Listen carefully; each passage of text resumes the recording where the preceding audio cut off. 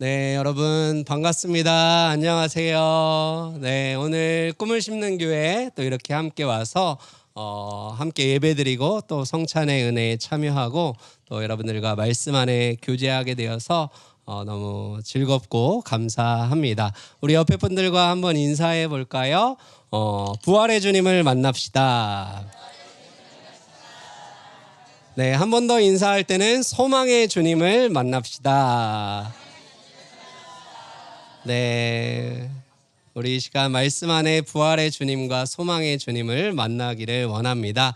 여러분, 요즘에 핫한 드라마가 있어요. 보셨나요? 네, 뭐죠?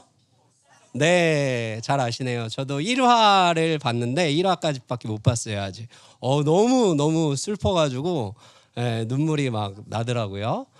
스포일러가 될 수가 있을 것 같은데 1화에 보면 우리 누구죠? 아이유 이름이 뭐죠? 극 중에서 애순이. 애순이 엄마가 죽게 되죠. 바닷가에 나가서 애순이가 막 소리칠 때 눈물이 나더라고요.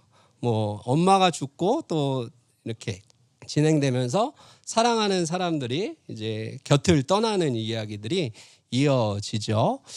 이러한 어떤 우리 삶의 현실들을 잘 그려내는 그런 드라마로서 참 많은 사람들이 공감하고 또 눈물 흘리면서 그렇게 보는 것 같아요.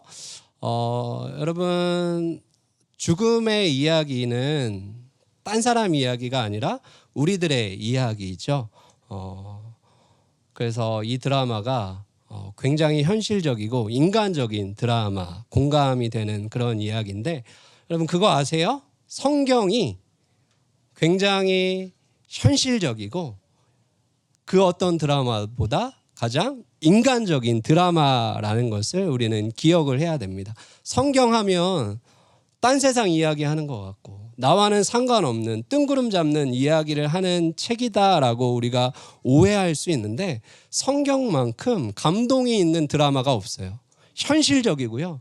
인간적인 내용들을 기록하고 있습니다. 특별히 죽음에 관해서 우리가 보면 창세기 5장을 보시면 족보가 나와요. 성경에 족보가 굉장히 많이 기록되어 있는데 성경에 나오는 첫 번째 족보이자 아담으로부터 시작해서 노아까지 이어지는 사람들의 이제 족보를 이제 소개하는 첫 번째 족보가 나오는데 이 족보를 보시면 몇 가지 특징이 있어요. 어떤 특징인가? 가장 흥미로운 것은 이 사람들이 살아온 그 연수가 굉장히 길다라는 거죠. 우리는 100세 시대, 120세를 이렇게 기대하는 시대인데 그때 사람들은 몇 살을 살았나요? 아담은 930을 삽니다. 무드셀라는 969를 살죠. 1000년에 가까운 시간을 살았어요. 우리와 똑같은 사람인데. 놀랍죠. 그런데 이 사람들의 그러한 삶의 공통점이 하나 있어요. 성경이 그것을 반복해서 똑같은 표현을 사용해서 강조합니다. 그것은 각 사람 이름 뒤에 죽었더라, 죽었더라, 죽었더라 이렇게 기록을 해요. 1000년을 살아도 죽을 수밖에 없는 존재임을 강조하고 있는 거죠.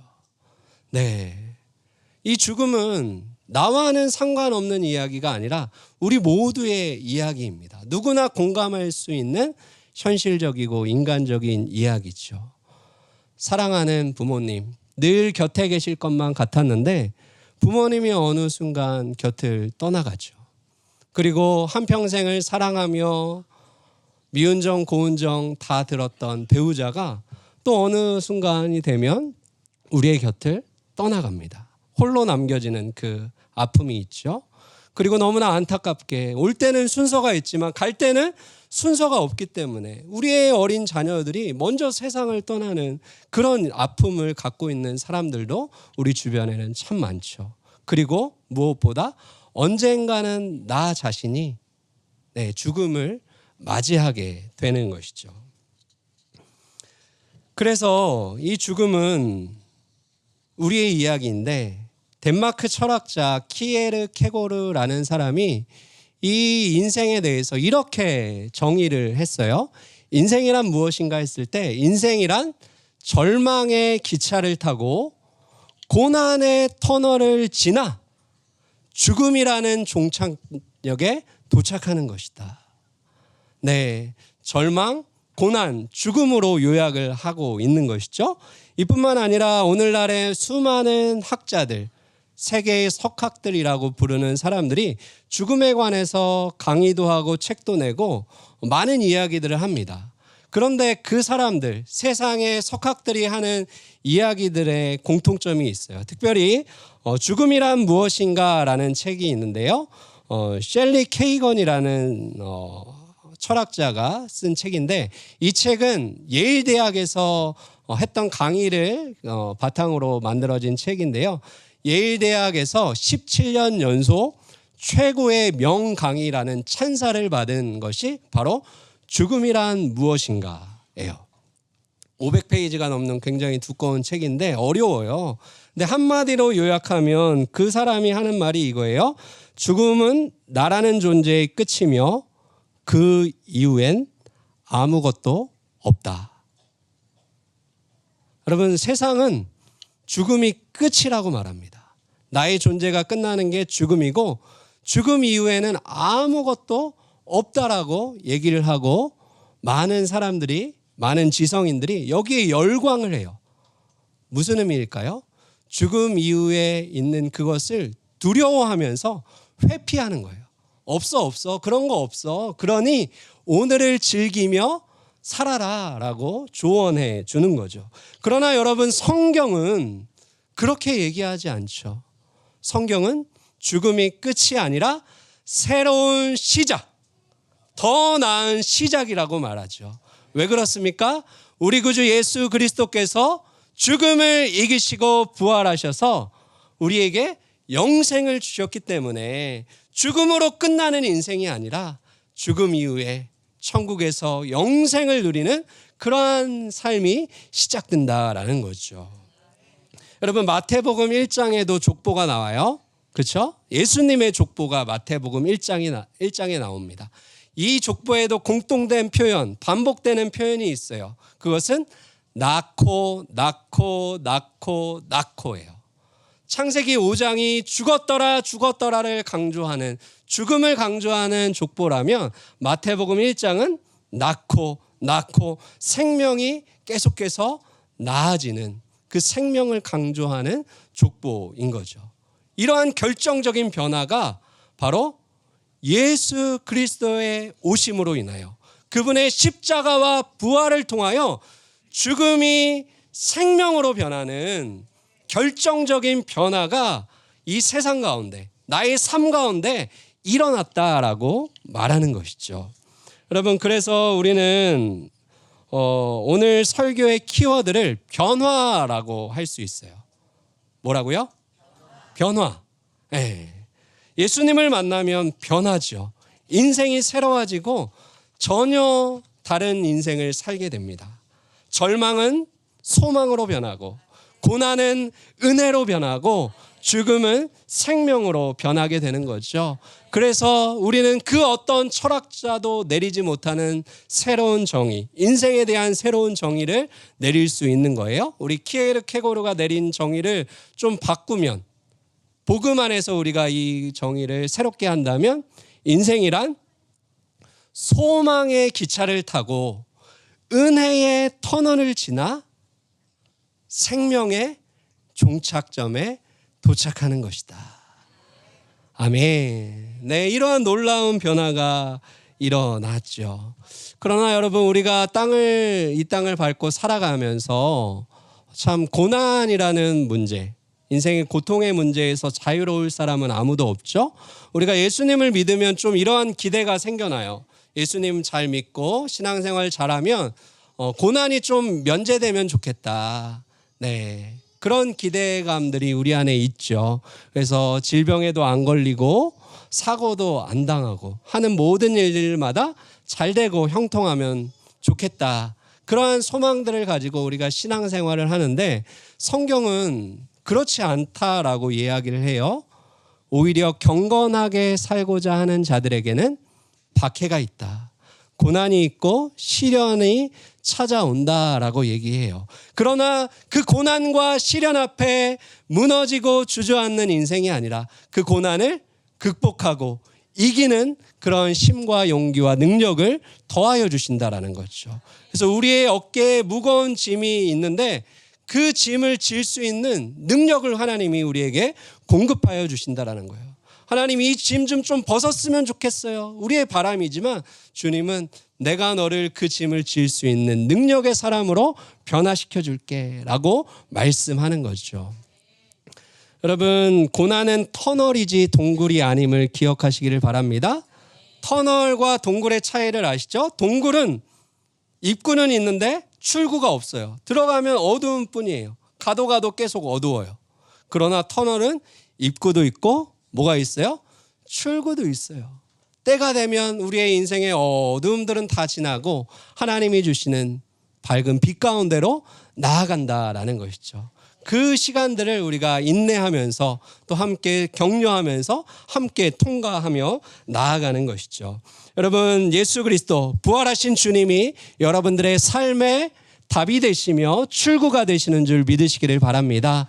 여러분, 오늘 본문을 우리가 보면 예수님을 만나 변화되어진 모습을 가지고 산 두 제자가 나오죠. 바로 엠마오로 가던 두 제자. 이제 부활의 새벽이 지나고 오후가 되었어요. 그런데 그 오후가 되었지만 제자들은 여전히 혼란스러워하고 있어요. 왜 그래요? 예수님의 시체가 없어지고 무덤이 비어있기 때문에 그 누구도 시체가 없어진 것을 보고 예수님이 부활했다라고 믿은 사람은 없죠. 그래서 몹시 혼란스러운 상황이었고 특별히 엠마오로 내려가는 이 두 제자는 슬픔과 절망을 마음에 가득 품고 엠마오로 내려가고 있는 거죠. 그 길은 슬픔의 길이고 절망의 길이었어요. 가면서 이야기를 주고받습니다. 야, 우리가 예수께 걸었던 그 모든 기대가 있었는데 이제 예수님 죽으시고 시체마저 없어졌다고 하는데 이거 큰일 났다 하면서 그 대화가 몹시 무겁고 어두운 대화를 하며 길을 가고 있죠. 그런데 그때 부활하신 주님께서 그들을 찾아오시죠. 가까이 오셔서 그들과 동행하셨다라고 얘기를 해요. 근데 놀라운 사실이 있어요. 여러분, 뭐예요? 이 두 제자가 예수님을 알아보지를 못합니다. 딴 사람인 줄 알아요. 알아보지 못할 뿐만 아니라 우리 17절을 한번 같이 읽어볼까요? 오늘 본문 17절 우리 같이 한번 읽겠습니다. 시작. 예수께서 이르시되 너희가 길 가면서 서로 주고받고 하는 이야기가 무엇이냐 하시니 두 사람이 슬픈 빛을 띠고 머물러 서더라. 네, 예수님이 가까이 계신데 알아보지를 못할 뿐만 아니라 주님은 이미 부활하셨는데 부활의 주님을 보면서 어떤 표정을 하고 있어요? 슬픈 표정. 네, 여러분들은 기쁜 표정을 하고 계신데 이 제자들은 슬퍼하고 있어요. 절망하고 있어요. 예수님은 순진하게 아무것도 모르는 것처럼 물으세요. 야, 도대체 가면서 무슨 얘기하고 있었어? 예루살렘에서 무슨 일이 있었던 거야? 그러자 이 사람들이 한심하다는 듯 예수님을 보면서 누구 이야기를 해요? 예수님 이야기를 하는 거예요. 예수님이 주인공, 당사자가 눈앞에 있는데 예수님 이야기를 들려주는 거야. 예수님이라는 분이 계신데 그분이 십자가에 못 박혔고 죽으셨고 장사되었다가 시체가 없어졌어요. 큰일 났어요. 지금 너무 혼란스러운 상황이에요. 라고 얘기하고 있는 거죠. 그들의 이야기의 핵심이 21절입니다. 21절을 한번 보시면 우리는 이 사람이 이스라엘의 속량할 자라고 바랐노라. 여러분, 바랐노라라는 단어의 시제를 보면 과거 시제죠. 과거에는, 전에는 예수님에 대한 기대가 있고 소망이 있었는데 지금은 그 기대와 소망이 박살났다는 거예요. 왜 그래요? 예수님이 죽으셨고 시체는 사라졌으니 더 이상 예수님께 기대할 게 없다라는 거죠.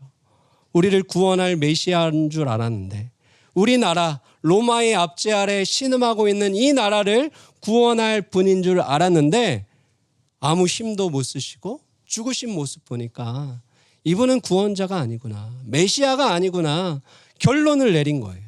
끝났다 이제.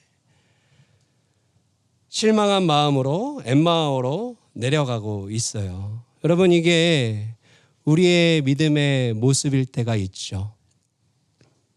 전에는 주님을 그 누구보다 뜨거운 마음으로 섬기며 그렇게 주님을 사랑했죠.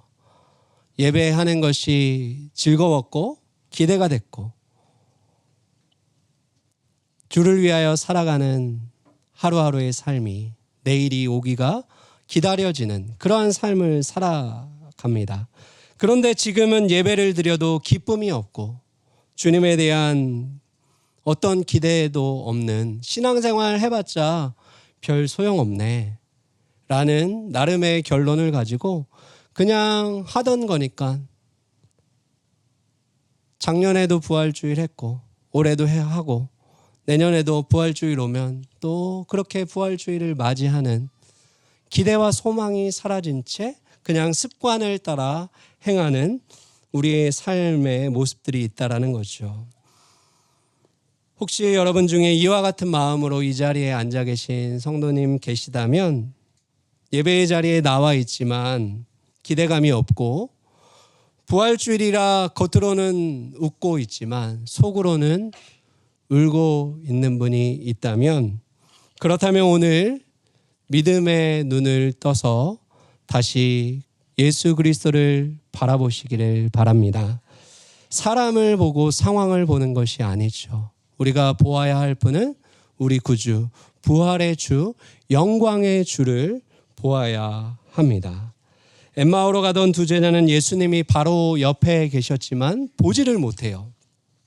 부활의 주님과 눈을 맞추며 대화를 나누었지만 여전히 슬퍼하며 절망하며 그 자신들의 한계 안에 갇혀 있죠. 그런데 여러분, 그들에게 놀라운 변화가 일어났다라는 것이 오늘 본문이 우리에게 말하고 싶은 거죠. 슬픔과 절망으로 가려졌던 그들의 눈이 열리게 됩니다.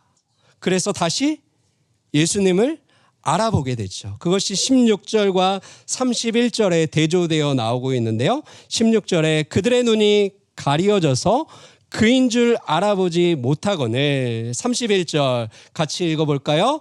그들의 눈이 밝아져 그인 줄 알아보더니. 여러분, 이 시간 함께 예배하는 이 시간 우리의 눈도 밝아지게 되기를 원합니다. 우리의 영안이 활짝 열려지기를 바랍니다. 그래서 내 곁에 이미 와 계신 부활의 주님, 소망의 주님을 믿음으로 볼 수 있게 되기를 원합니다. 여러분, 어떻게 이런 변화가 가능했을까요? 우리의 삶에도 이러한 변화가 필요한데 어떻게 하면 이러한 변화된 눈과 변화된 마음과 변화된 삶을 살 수 있을까요? 놀랍게도 부활의 주님은 성경을 통해 우리를 변화시킵니다. 27절과 32절 말씀인데요. 우리 같이 한번 읽어볼까요? 27절 시작. 이에 모세와 모든 선지자의 글로 시작하여 모든 성경에 쓴 바 자기에 관한 것을 자세히 설명하시니라. 그들이 서로 말하되 길에서 우리에게 말씀하시고 우리에게 성경을 풀어주실 때에 우리 속에서 마음이 뜨겁지 아니하더냐 하고. 네, 예수님, 부활하신 주님이 슬픔과 절망에 사로잡혀 있는 제자에게 찾아와서 해주신 일은 새로운 일이 아니었어요. 어떤 차원이 높은 부활 이유니까 고급 과정을 가르쳐 준 것이 아니라 다시 성경으로 돌아가시죠. 기본으로 돌아가십니다. 성경을 펴서 구약의 예수 그리스도에 대해서 무엇이라 기록되어 있는지를 자세하게 하나하나 가르쳐 주시죠. 그래서 성경을 통하여 이 실망과 절망 가운데 있던 두 제자가 누구를 만나게 돼요? 예수님을 만나게 되는 거죠. 자기가 생각하고 자기가 상상한 예수님이 아니라 성경에 기록되어 있는 예수가 누구인지를 그제서야 만나게 되는 거죠. 여러분, 우리가 예수님을 생각할 때 내 상상 속에서 만들어낸 예수님을 믿을 때가 있어요. 그러나 그때마다 우리는 성경으로 돌아가야 되죠. 성경이 가르쳐주는 예수, 성경이 말하는 예수, 그 예수님을 우리는 믿고 따라가야 하는 것이죠. 여러분, 예수님을 만나는 방법은 성경을 읽는 거죠. 설교를 들을 때에 우리는 예수 그리스도를 다시 새롭게 만나고 바라볼 수 있게 됩니다. 그래서 예수님을 만나고 성경을 가까이 하게 되면 우리의 생각부터 감정과 또 언어와 행동과 모든 삶의 모습들이 새로워지고 변화되어지게 돼요. 그래서 여러분들의 삶에 또 이번 부활주의를 시작으로 해서 의미 있는 변화, 그 변화들이 시작되기를 주님의 이름으로 축복합니다. 생각이 새로워지고 정서가 새로워지고 말과 행동이 새로워져서 이전과는 다른 삶을 살게 되시기를 주님의 이름으로 축복합니다. 여러분, 엠마오로 내려가던 제자들을 보세요. 그들의 삶의 방향이 바뀌게 됩니다. 어디를 향하여 가고 있었죠? 엠마오로 향하여, 절망과 슬픔을 향하여 내려가던 그들의 발걸음이 예루살렘으로 바뀌게 됩니다. 예수님을 만나고 나서 마음이 뜨거워지고 나서 예루살렘으로 당장 달려가는 거예요. 그 길은 기쁨의 길이죠. 소망의 길입니다. 그리고 부활하신 그리스도를 전하는 사명의 길, 증인의 길로 나아가게 되는 것이죠. 여러분, 성경을 통해 부활의 주님을 만나면 변화가 일어나는데 이 변화는 숨길 수 없는 변화. 어떤 변화라고요? 다른 사람들이 다 알게 되는 변화예요. 나만 아는 변화가 아니라 나의 변화가 다른 사람이 인식할 수 있는, 그래서 가정에서부터 그것이 드러나죠. 부활주일 예배드리고 왔는데 우리 아내와 남편이, 우리 엄마 아빠가, 자녀들이 딴 사람이 됐어. 숨길 수 없는 변화가 일어났어요. 네. 이러한 변화들을 우리가 경험하면서 살아가는 것이 신앙생활의 기쁨이죠. 네, 전에는 정말 하기 싫었는데 주님을 만나고 보니 내 자존심이 중요한 게 아니라 주님을 위하여 기꺼이 그 일을 할 수 있는 그런 넉넉한 존재가 되는 거죠. 그러므로 살아계신 하나님의 말씀인 성경, 여러분 성경을 가까이 하는 신앙생활 하시기를 바랍니다. 네, 성경을 덮어놓고 믿지 마시고요. 펼쳐서 읽고 묵상하면서 성경이 과연 예수님을 뭐라고 가르쳐주고 있는지 성경을 통하여 예수님을 만나는 기쁨이 있으시기를 바랍니다. 이러한 성경 중심의 삶, 성경을 가까이 하는 삶을 통하여 여러분들의 인생 가운데 숨길 수 없는 변화, 감출 수 없는 변화를 날마다 경험하며 살아가는 주인공들 되시기를 주님의 이름으로 축복합니다. 여러분, 변화를 경험한 또 다른 사람을 소개해드리고자 합니다. 바로 아리마대 사람 요셉이에요. 아리마대 요셉. 여러분, 아리마대 요셉은 예수님의 장례식을 주관했던 사람이에요. 이 사람에 대해서 마태, 마가, 누가, 요한, 사복음서가 다 이 사람이 누구인지 또 이 사람이 어떤 일을 했는지를 기록을 하고 있는데, 마태복음은 요셉을 부자라고 소개를 합니다. 예루살렘에 새 무덤을 갖고 있을 정도로 굉장히 재력가이죠. 마가복음은 이 사람이 사내들인 공회의 회원이다라고 얘기해요. 사내들인 공회의 회원이라는 것은 권력을 가진 사람이라는 거예요. 사회적인 지위와 신분이 굉장히 높은 사람이라는 거죠. 누가는 이 사람을 선하고 의로운 사람이라고 소개를 해요. 우리가 좀 주목해서 보아야 할 것은 요한복음인데요. 요한복음 19장 38절을 보면 우리 같이 한번 읽어볼까요? 시작. 아리마대 사람 요셉은 예수의 제자이나 유대인이 두려워 그것을 숨기더니, 네, 이 사람이 누구의 제자라고 소개하고 있어요? 예수의 제자인데 숨은 제자죠. 숨은 제자. 두려움 뒤에 숨어 있어요. 사람들이 나를 안 봤으면 좋겠어. 두려워요. 불안해. 왜 두렵고 불안할까요? 가진 게 많으면 잃을 것을 생각하면 두려워요. 불안해요. 예수님을 내가 믿는다고 예수의 제자임을 드러냈을 때 사람들 앞에, 특별히 그때 유대인들 지도자들은 예수님에 대해서 감정이 좋지가 않았어요. 자기 동료들이 그러한 감정을 품고 있는데 그렇지 않아. 동료들 앞에서 직장에 갔는데 예수님에 대해서 막 변호하고 그러면 사람들이 안 좋아하죠. 그게 두려운 거예요. 그래서 숨은 제자로 지냈어요. 겁쟁이죠, 겁쟁이. 담대하게 용기 있게 나는 예수님의 제자입니다 라고 해야 되는데 그러지를 못해요.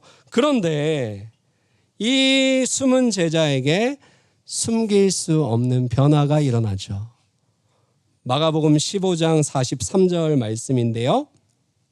아리마대 사람 요셉이 와서 당돌이 빌라도에게 들어가 예수의 시체를 달라 하니 이 사람은 존경받는 공회원이요 하나님의 나라를 기다리는 자라. 여러분, 굉장히 이상합니다. 지금 예수님이 살아계셨을 때는 숨어 있었어요. 잃을 것이 두려워서 자기가 예수의 제자임을 숨기고 있었어요. 그런데 예수님이 돌아가시고 나서 없던 용기가 생깁니다. 그래서 빌라도에게 당돌이 들어가죠. 당돌이, 담대하게, 용기 있게, 확신 있게 들어갑니다. 그리고 빌라도에게 뭐라고 요구를 해요? 예수의 시체를 주십시오. 제가 그분을 장례를 치를 것입니다. 여러분, 예수님이 살아계실 때, 예수님이 병자를 고치시고 오병이어의 기적을 막 행하시면서 사람들이 환호하며 영을광할 때, 나 예수님과 가까운 사람이야, 나 예수님의 제자야 라고 하는 것은 굉장히 신나는 일이죠. 사람들이 다 박수 쳐주니까. 그런데 예수님이 돌아가셨어요. 예수님에 대한 감정이 좋지 않은 그러한 상황이었어요.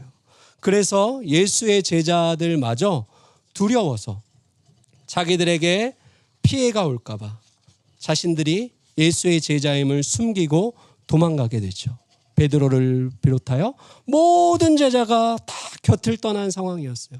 그런데 갑자기 그 순간에 숨어있던 이 제자 아리마대 요셉이 짠 하고 나타나요. 내가 예수의 사람입니다. 나도 예수의 제자입니다. 온 천하에 공개하고 드러내는 그러한 모습을 보게 됐죠. 여러분, 어떻게 이러한 변화가 일어나게 됐을까요? 어떻게 숨은 제자가 당당하고 담대하고 당돌한 사람으로 바뀔 수 있었을까요? 그 변화는 바로 예수 그리스도 십자가 앞에서 일어났습니다. 아리마대 요셉은 자신이 공회원의 한 사람이었기 때문에 예수님이 처형되는 그 시간에 그 십자가 앞에서 예수님이 돌아가시는 모습을 지켜보게 됐죠.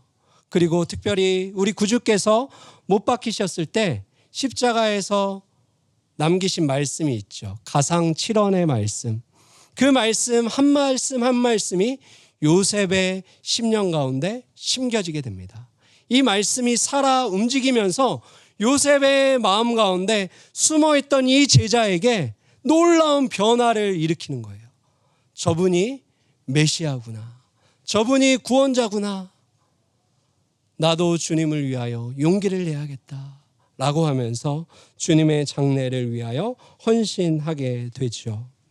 여러분, 예수님의 장례를 주관한다고 해서 이 요셉이 이익을 얻는 것은 하나도 없어요. 1도 없어요. 오히려 잃을 것이 많죠. 재물을 잃을 수도 있고 지위를 잃을 수도 있고 더 나아가서 분노한 유대인들에 의해서 잡혀서 생명이 빼앗길 수도 있는 그러한 상황이었어요. 그러나 그 모든 것을 감수합니다. 그리고 예수님의 장례를 주관하며 특별히 자신이 마련해둔 그 새 무덤에 예수님의 시신을 안치하는 그러한 일들을 하게 됐죠. 여러분, 만약 요셉이 예수님의 장례를 주관하지 않았다면 그 당시 십자가에 처형된 사형수들은 그 시체가 버려져서 들짐승들에게 찍히거나 새가 와서 쪼아먹는 그런 일들이 일어나게 되고요. 또 그렇게 되면 예수님이 부활했다라는 증거를 사람들이 믿지를 못해요. 그런데 요셉이 새 무덤을 준비하였고 돌로 그 입구를 막아놓고 시신이 분명히 거기에 있다는 것을 누구나 다 알고 있죠. 그런데 돌이 옮겨지고 시체가 없는 그 상황 가운데 예수가 부활하셨음이 확실하게 증명되어지는 그 놀라운 일을 보게 되죠. 더 나아가서 구약에 보면 여러분, 예수님의 죽음과 장례에 대해서 구약이 이미 얘기를 하고 있죠. 부자의 무덤 가운데 묻히게 된다라는 것을 이야기하는데 부자 요셉이 그 일 가운데 수종드는 그런 놀라운 일들을 경험하게 됐죠. 사랑하는 여러분, 예수 그리스도의 십자가 앞에 서면, 성경을 펼치면, 예수님을 만나면 우리 삶에도 두려워하고 불안해하는 나의 모습 가운데서도 하나님이 주시는 용기와 확신과 담대함이 생기게 될 줄 믿습니다. 절망은 소망으로 바뀌게 됩니다. 고난은 은혜로 바뀌게 되죠. 약함은 강함으로 변하게 되고 하나님께서 우리의 가난함을 부유함으로 바꿔주시고 우리의 두려움을 담대함으로 변화시켜 주실 것입니다. 여러분, 이제 마지막으로 종교개혁자 마틴 루터에 관한 이야기를 나누고 말씀을 마무리하고자 합니다. 여러분, 루터 아시죠? 종교개혁의 포문을 열었던 사람입니다. 이 사람의 변화도 성경을 읽다가 일어났어요. 성경을 읽는데 그 당시 중세 교회가 가르쳐 준 것과는 전혀 다른 내용이 성경에 있다는 것을 발견하게 돼요. 로마서를 읽다가 오직 의인은 믿음으로 말미암아 살리라, 이 한 말씀이 루터를 변화시켰고 종교개혁을 시작하게 됩니다. 그런데 루터가 주님을 만나고 용기와 확신을 가지고 종교개혁을 시작했지만 그 당시 로마 교황청, 로마 교회의 권력은 무시무시합니다. 지금도 로마 교황청의 권력이 얼마나 대단해요? 그 당시는 더했어요. 그래서 로마 교황청을 상대로 해서 개혁을 하는 게 쉬운 일이 아닙니다. 반대가 있고요, 핍박이 있고요, 협박이 있습니다. 그래서 이 루터도 힘이 붙이는 거예요. 개혁을 시작했으면 완수를 해야 되는데 두려움이 찾아오고 그 중압감 가운데 눌리게 됐죠. 그래서 이 루터가 또다시 낙심의 자리, 절망의 자리로 들어갑니다. 방 안에 갇혀서요, 식사도 하지 않은 채 오랜 시간을 보내요. 이 루터의 아내가 큰일 난 거예요. 루터가 다시 힘을 내고 용기를 내고 다시 이 개혁을 완수를 해야 되는데 절망하고 낙심하는 그 루터, 이 루터를 어떻게 도와줄까 하나님 앞에 기도하다가 하나님이 아이디어를 주죠. 어떻게 해요? 루터의 아내가 상복을 입습니다. 상복을 입고 루터의 방 안으로 들어가게 돼요. 루터가 깜짝 놀라죠. 여보, 누가 돌아가셨길래 상복을 입고 있어요? 그랬더니 이 아내가 하나님이 돌아가셨지요. 하나님이 돌아가셨죠. 루터가 버럭 화를 냅니다. 아니, 이게 무슨 불경스러운 말이요? 하나님, 살아계신 하나님이 어떻게 돌아가신단 말이요? 핀잔을 주게 되죠. 그때 아내가 담담하게 이렇게 말하죠. 당신이 이러고 있는 거 보니 하나님이 돌아가신 줄 알았죠. 왜 하나님이 살아계신데 낙심하고 절망하고 두려워하는가? 라는 메시지를 우리에게 주는 것이죠. 사랑하는 여러분, 우리가 신앙생활을 하다 보면 우리도 루터처럼 때로는 두려움 가운데 휩싸이고 여러 가지 부담감과 중압감 가운데 눌려서 그 방 안에 틀어박혀서 나만의 그 삶의 공간에 틀어박혀서 그렇게 지낼 때가 있죠. 무기력함과 연약함 가운데 시간을 보낼 때가 있습니다. 그렇다면 우리는 다시 예수 그리스도를 바라봐야 합니다. 부활의 주님을 만나야 합니다. 부활의 주님은 내가 어떤 길을 걸어가고 있던, 어떤 감정에 휩싸여 있던 지금 오늘 나와 함께 하십니다. 나는 끝이라고 결론을 내렸지만 우리 주님은 이제 시작이다 라고 말씀하세요. 그러므로 절망과 슬픔과 두려움의 박스 안에 갇혀 있지 마시고 예수 그리스도 앞으로 나오십시오. 바라기는 예수 그리스도와 함께 다시 소망의 길로, 다시 사명의 길로 힘차게 담대하게 당돌하게 나아가는 저와 여러분들 다 되시기를 주님의 이름으로 축원합니다.